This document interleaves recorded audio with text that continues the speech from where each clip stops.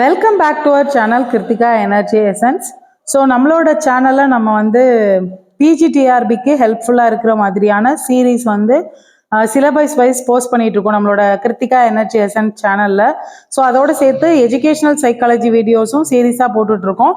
So இன்னைக்கு வீடியோவில் நான் வந்து அதுக்கு முன்னாடி வீடியோக்குள்ளே போகிறதுக்கு முன்னாடி நிறைய சப்ஸ்கிரைபர்ஸ் நம்ம வீடியோ வந்து கேட்டுட்டு இருக்கிற மாதிரி கஸ்டமைஸ் பண்ணிட்டு இருக்கோம். நிறைய வியூவர்ஸ் வந்து சப்ஸ்கிரைப் பண்ணாமல் நிறைய பேர் பார்த்துட்டு இருக்கீங்க.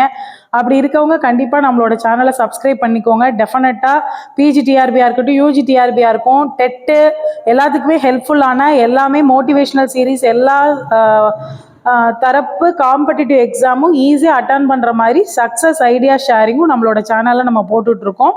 ஸோ சப்ஸ்கிரைப் பண்ணாதவங்க சப்ஸ்கிரைப் பண்ணிக்கோங்க. ஸோ இன்னைக்கு வீடியோவில் நம்ம பிஜிடிஆர்பி சிலபஸில் யூனிட் 1ல் இருக்கிற ஃப்ரான்சிஸ் பேக்கானோட பேக்கான் எஸ்ஏஸை பற்றி பார்க்க போகிறோம்.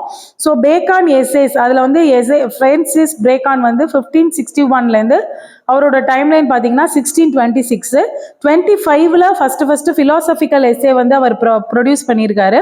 தி கிரேட்டஸ்ட் பர்த் ஆஃப் டைம் அப்படின்னு சொல்லலாம். இவரோட எஸ்ஏ வந்து 1586ல் நிறைய எஸ்ஏ வந்து வந்தது எல்லாமே அவங்க வந்து எப்படி சொல்கிறாங்கன்னா கிரேட்டஸ்ட்னு சொல்கிறாங்க. ஸோ 1597ல் 10 எஸ்ஏஸ் ரிலீஸ் ஆகுது. அடுத்து 1612ல் 38 எஸ்ஏஸ், அடுத்து 1625ல் ஒரு 10 எஸ்ஏஸ் ரிலீஸ் ஆகுது. ஸோ அதை பார்க்கும்போது நமக்கு பேக்கான் அப்படின்னு எடுத்துக்கும் போது அவரோட எஸ்எஸ் எப்படி இருக்கும்னா ரொம்ப ஃபேக்சுவல், ப்ராக்டிக்கல், நான் ஃபிக்ஷனுக்கு ஒரு great example. First essay father of English எஸ்ஏன்னு சொல்கிறாங்க Francis பேக்கான.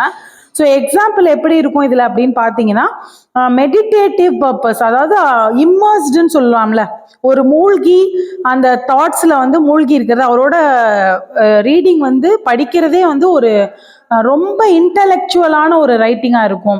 So bacon spend his 12 years to Cambridge but left Aristotle in philosophy. Cambridge போனாலும் அரிஸ்டால் அண்ட் ஃபிலாசபி, அதாவது அரிஸ்டாட்டிலோட ஃபிலாசபியை வந்து இன்ட்ரெஸ்ட் ஆகிட்டு அவர் அதை விட்டுட்டு வராது.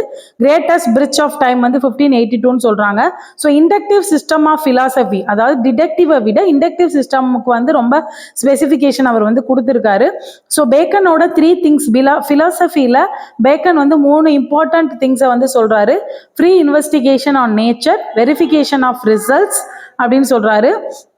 அதுக்கப்புறம் பார்த்தோம் அப்படின்னா ஃப்ரீ இன்வெஸ்டிகேஷன் ஆன் நேச்சர், அதுக்கப்புறம் வெரிஃபிகேஷன் ஆஃப் ரிசல்ட். பேக்கன் வந்து அட்டார்னி ஜெனரலாக 1613ல் இருந்திருக்காரு. 1617ல் ஸ்டேட்ஸ் ஆஃப் பவர் இருந்திருக்காரு. He got some important titles. Baron Verulam அப்படின்னு அவரை கூப்பிடுறாங்க. விஸ்கவுண்ட் ஆஃப் சென்ட் ஆல்பன்ஸ்ன்னு சொல்றாங்க. ஸோ இவரோட புக்கில் ரொம்ப இம்பார்ட்டன்ட் ஆனது அப்படின்னு நீங்கள் பார்த்தீங்க அப்படின்னா the new instrument, naturalist at experiment, ladder of mind, ப்ரொஃபோசியஸ், ஃபிலோசோஃபியா செகுண்டா. ஸோ இப்போ பார்த்தோம்னா நோவம் ஆர்கனம், த நியூ இன்ஸ்ட்ருமெண்ட்டை வந்து அட்வான்ஸ்மெண்ட் ஆஃப் லேர்னிங் வந்து நோவம் ஆர்கனம் அப்படின்ற நேமு, இது மாதிரியெல்லாம் கொடுக்குறாங்க. ஸோ அடுத்து பார்த்தீங்கன்னா பேக்கனோட ஸ்டைல் ஆஃப் ரைட்டிங் எப்படி இருக்குது அப்படின்னா adjective of dense contents to be describe. பேக்கனோட ஸ்டைலை வந்து டிஸ்கிரைப் பண்ணுற மாதிரி ஹெவியான வெர்பாசிட்டி இருக்கும், லூஸ் வேர்டிங்ஸ் இருக்கும். Some wordings are like axiom and proverb. நிறைய அவரோட சாதாரண எஸ்ஏஸ்ல இருக்கிற லைன்ஸை வந்து நம்ம இப்போவும் ப்ராவபா யூஸ் பண்ணிட்டு இருக்கோம். அடுத்து பார்த்தீங்கன்னா ஆக்சியம்ஸ்ன்னு சொல்லக்கூடிய ப்ராவப் மாதிரியே உள்ள இதை வந்து யூஸ் பண்ணிட்டு இருக்கோம். ஸோ இப்போ ஃபார் எக்ஸாம்பிள்ஸ்க்கு நீங்கள் பார்த்தீங்க அப்படின்னா whosoever is delighted in solitude is either a wild beast or a god. So சாலிட்யூட்ல இருக்கிறவங்க தனிமை விரும்பி யாரா இருப்பாங்க அப்படின்னா ஒரு காட்டுவாசி, அப்படி இல்லைன்னா ஒரு காட் அப்படின்னு இருப்பாங்க. ஒரு கடவுளா இருக்க முடியும், அப்படி இல்லைன்னா ஒரு காட்டுவாசியா இருக்க முடியும் அப்படின்னு சொல்றாரு. அடுத்து பார்த்தீங்க அப்படின்னா vindictive person life of witches who as they are mysterious so and they unfortunate. அவரோட லைஃப் வந்து அன்ஃபார்ச்சுனேட்டா முடிகிறது. அடுத்து ஃபாதர் ஆஃப் எஸ்ஏ வந்து Bacon essays are called dispersed meditation. So பேக்கனோட எஸ்ஏ என்ன சொல்றாங்கன்னா டிஸ்போஸ்டு மெடிடேஷன் மான்டைன் சொல்றாரு. 1605ல் அவரோட ஃபர்ஸ்ட் இங்கிலீஷ் நேச்சர் ஒர்க் வந்து பப்ளிஷ் ஆகுது, அட்வான்ஸ்மெண்ட் ஆஃப் லேர்னிங். ஸோ இதை வந்து யாருக்கு டெடிகேட் பண்றாரு அப்படின்னா கிங் ஜேம்ஸுக்கு மான்டைன். அதுக்கப்புறம் first 2 books of essay 1580 they were translated into English by John Horiot in 1603 and it was from Bacon derived the word essay. So essay வந்து no artistic form, no beginning, no ending. Essay எப்போவுமே வந்து இதுதான் beginning. S A வந்து மிகப்பெரிய கருத்துக்கள் இருக்கும், அதை short பண்ணி எழுதுறது தான். அதனால no beginning and no ending. No artistic form, எந்த அலங்கார வார்த்தைகளும் உபயோகப்படுத்த வேண்டியதில்லைன்னு சொல்லியிருப்பாரு. 4 குரூப்ஸ் இருக்கு அவரோட இதில். மேன் அப்படின்னா அவரோட ஹோமில் எப்படி இருக்காங்க, பப்ளிக் லைஃப்பில் எப்படி இருக்காங்க, பாலிடிக்ஸில் எப்படி இருக்காங்க, அப்ஸ்ட்ராக்ட் சப்ஜெக்ட், ஒரு அப்ஸ்ட்ராக்டான சப்ஜெக்ட், கண்ணுக்கு தெரியாத ஒரு சப்ஜெக்டில் அவங்களோட நாலேஜ் எப்படி இருக்குது, இதெல்லாம் தான் நம்ம வந்து எஸ்ஏஸை நம்ம வந்து பிரித்து எழுத முடியும் அப்படின்னு சொல்கிறாரு. இந்த எஸ்ஏ வந்து எப்போவுமே நோ பிகினிங் நோ எண்டிங்னு சொல்லியிருக்காரு. ஸோ எஸ்ஏ வந்து இவரோட எஸ்ஏ வந்து tribute to Machiavelli, Florentine historian. அவர் வந்து ஒரு Florentine historian and political writer almost. So அதுக்கப்புறம் வந்து like Machiavelli he thinks that the common code of morality, அதாவது நம்மளோட கிங்குக்கு கொடுக்குற அட்வைஸாக தான் இந்த ரூல் பை கிராஃப்ட் அண்ட் கன்னிங்காக, அதாவது எப்படி ஒரு கிங் வந்து ரூல் பண்ணலாம் அப்படிங்கிறத வேரியஸ் ஆஸ்பெக்ட்ஸில் வந்து கொடுக்குறதா தான் இவளோட புக்ஸ் அந்த எஸ்ஏ இருந்துச்சு. ஸோ மேக்கியவெலி மாதிரி அவரை இன்ஃப்ளூயன்ஸ் பண்ணி எழுதுறாரு. So his political views can be compared with those of Machiavelli. இவளோட பொலிட்டிக்கல் வியூஸை மேக்கியவெலியோட பொலிட்டிக்கல் வியூஸோட கம்பேர் பண்ணுறாங்க. ஸோ இவரை father of modern English prose, father of English essay ரெண்டுமே வந்து இவர் தான். ஏன்னா ஃபஸ்ட்டு இந்த நான் ஃபிக்ஷன் அந்த எஸ்ஏ ப்ரோஸ் அப்படிங்கிற ஒரு ஃபேக்ட்ஸை மட்டும், ரியல் ஃபேக்ட்ஸை மட்டும் எவ்வளோ கிளாரிட்டியாக எப்படி எடுத்து வைக்கிறது அப்படிங்கிறதுக்கு பேக்கனோட எஸ்ஏஸ் தான் ஒன் அண்ட் ஒன்லி எக்ஸாம்பிள்ஸாக ரொம்ப நாள் வரைக்கும், இன்னைக்கு வரைக்குமே அதுதான் எக்ஸாம்பிள்ஸாக இருக்குது. ஸோ அவரோட அதே மாதிரி மேக்கியவெலியோட கம்பேர் பண்ணுறாங்க அவரை. ஸோ அடுத்து பார்க்கும்போது of truth, explain the value of truth, 1625 3rd edition, 1625 3rd edition. So 2 coins, ஒன்று ரிலீஜியஸ் ஆர் ஸ்பெக்குலேட்டிவ். அவரோடது 2 கைண்ட்ஸில் எழுதுகிறோம். ஃபர்ஸ்ட் வந்து religious or speculative, civil or concerning daily life. First part deals with the sense of religious. So religious அப்படிங்கிறது வந்து religious or speculative அப்படிங்கிறது first இருக்கிறது. அது சிவில், நம்மளோட டெய்லி லைஃப், ஒரு சாதாரண மனுஷங்களோட லைஃப்பை பற்றி எழுதுறது ட்ரூத் அப்படிங்கிறது செகண்ட். ஃபர்ஸ்ட் வந்து ஒரு ரிலீஜியஸ் ஸ்பெக்குலேட்டிவ் டாபிக்ஸ் பற்றி எழுதுறது. ஸோ ஃபர்ஸ்ட் பார்ட் பார்த்தீங்கன்னா ரிலீஜியஸ் ஃபிலாசபிக்கல் ட்ரூத், டே டிம் லைட்னு சொல்கிறாங்க. டைமண்ட் வந்து ட்ரூத் சைன் அட் ஆல், எப்போவுமே ஷைனாக இருக்கும். பேர்லுக்கு வந்து அந்த டே லைட் வேணும் ஷைன் ஆகிறதுக்கு. மென்டல் வேக்கம், அதை வந்து மெலன்கோலின்னு சொல்கிறாங்க. Mind either fill with illusion and delusion. So இது ஃபர்ஸ்ட் பார்ட்ல வந்து ரிலீஜியஸ் ஃபேக்ட் வந்து எப்படி இருக்கும் அப்படின்றது தான் சொல்லியிருக்காங்க. ஸோ ஃபிலாசபிக்கல் ட்ரூத், நம்மளோட லைஃபுக்கு தேவையான ரிலீஜியஸ் ஸ்பிரிச்சுவல் ஃபிலாசபிக்கல் ட்ரூத் வந்து நமக்கு யூஸ் பண்ணுறது வந்து ஃபர்ஸ்ட் பார்ட்டில் அவர் நிறைய எக்ஸ்பிளைன் பண்ணியிருப்பாரு. செகண்ட் பார்ட்டை பொறுத்த வரைக்கும் பார்த்தீங்கன்னா he speaks of truthfulness of daily life. அந்த ட்ரூத் வந்து டெய்லி லைஃப்பில் எவ்வளோ ட்ரூத்தாக இருக்கணும். Admiration of truth, exalting nature, sovereign good to nature, believe truth. அதாவது ஃபஸ்ட்டு நேச்சருக்கு தேவையான உண்மைகளை நம்ம பேசணும், அதே மாதிரி நேச்சருக்கு தேவையான உண்மைகளை நம்ம நம்பணும். ஸோ சோக்டு இன் பைபிள்னு சொல்கிறாங்க. அவர் வந்து ஒரு ட்ரூ கிறிஸ்டியன். பைபிளில் சொல்லப்பட்ட வார்த்தையை கரெக்டாக தேவையான அளவுக்கு அவர் வந்து ஃபாலோ பண்ணிட்டு இருப்பார்.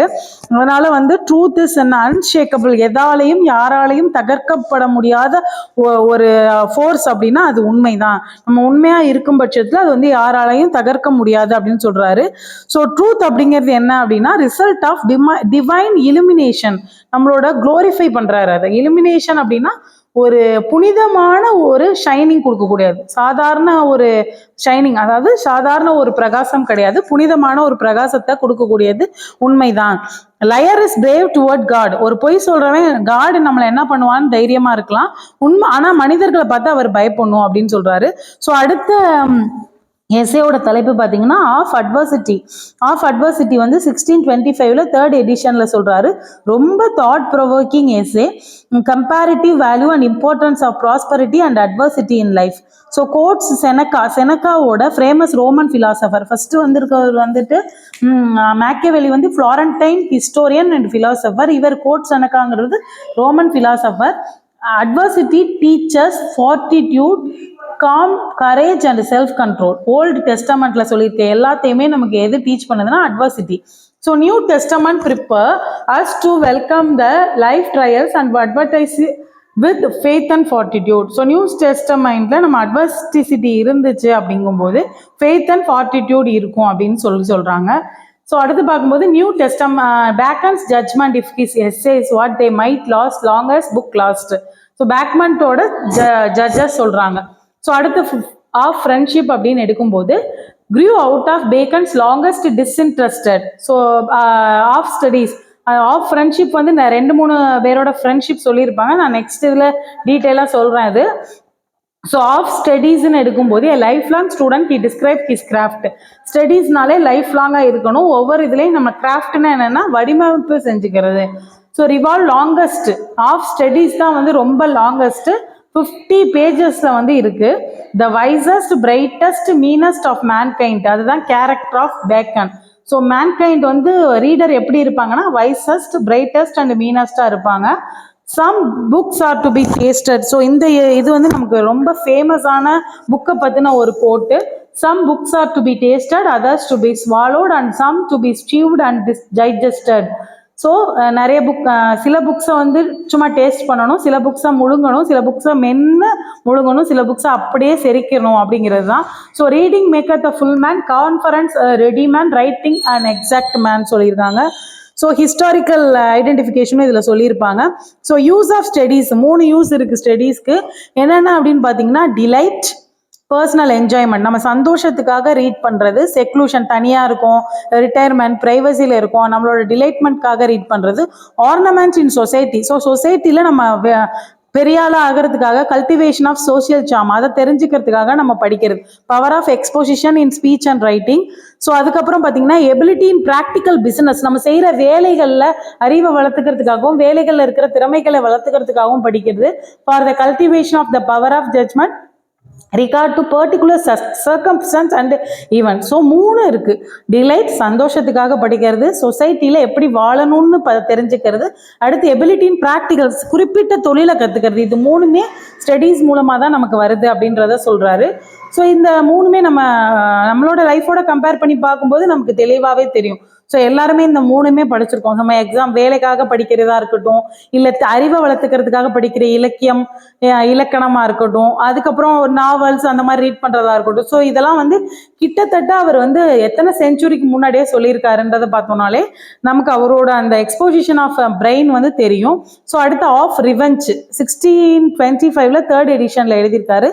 ரிவெஞ்ச் அப்படிங்கிறது is a kind of wild justice, uncultivated form of lawful punishment. Revenge is to be discouraged because puts the law out of office. So இப்போ என்ன சொல்கிறாங்கன்னா ரிவெஞ்ச் அப்படிங்கிறது வைல்டு ஜஸ்டிஸ், நம்மளே நம்மளோட சட்டத்தை கையில் எடுத்துக்கிறது, unlawful uncultivated form of lawful punishment. So revenge அப்படிங்கிறது டு பி டிஸ்கரேஜ்டு. அப்போ ரிவெஞ்ச் என்ன பண்ணுறாங்க, டிஸ்கரேஜ் பண்ணியிருக்காங்க. Puts the law out of office, ignoble, past is gone and irrevocable, ignore the weakness and selfishness of man nature.